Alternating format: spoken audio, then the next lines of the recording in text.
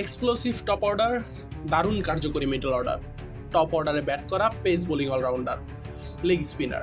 একটা পারফেক্ট একাদশ বলতে যা বোঝায় বাংলাদেশের অনূর্ধ্ব ১৯ দল ঠিক যেন তাই।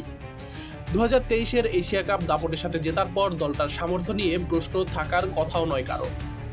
সাবেক জাতীয় দল ও ২০২০ অনূর্ধ্ব ১৯ বিশ্বকাপ জয়ী দলের নির্বাচক হান্নান সরকারও মনে করেন ২০২০ ব্যাচের মতো জাতীয় দলের পাইপলাইনের জন্য অনন্য সাধারণ কিছুই হতে যাচ্ছে এই দলটা। দক্ষিণ আফ্রিকাকে হারিয়ে ত্রিদেশীয় সিরিজ জেতার পর হান্নান সরকারের সেই বিশ্বাসটা প্রবল হয়েছে।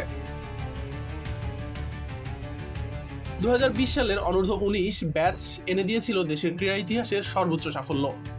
পরের ব্যাচ প্রত্যাশা মেটাতে না পারলেও অধিনায়ক আজিজুল হাকিম তামিমের দল স্বপ্ন দেখাচ্ছে এবার। ২০২৩-এর ডিসেম্বরে এশিয়া কাপ জেতার পর সেই স্বপ্ন পূরণের পালে হাওয়া লেগেছে আরও। গত ১.৫ বছর একসাথে খেলার পর দলটার সামর্থ্য আরও বেড়েছে।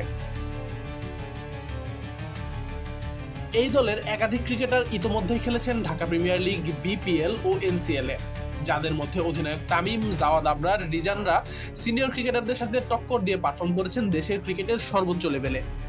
তাই তামিম, আবরাররা দেশের সবাইকে আশাবাদী করে তুলছেন।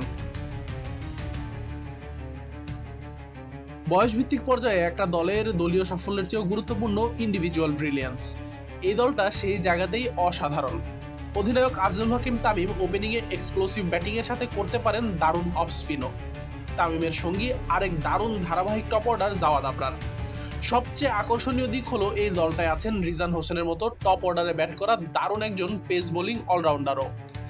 ত্রিদেশীয় সিরিজের ফাইনালে দক্ষিণ আফ্রিকাকে প্রায় একাই হারিয়ে দিয়েছেন এই অলরাউন্ডার। ৯৬ বলে ৯৫ রানের দারুণ ম্যাচ জেতানো এক ইনিংস খেলার পর বল হাতে ৩৪ রানে নিয়েছেন ৫ উইকেট।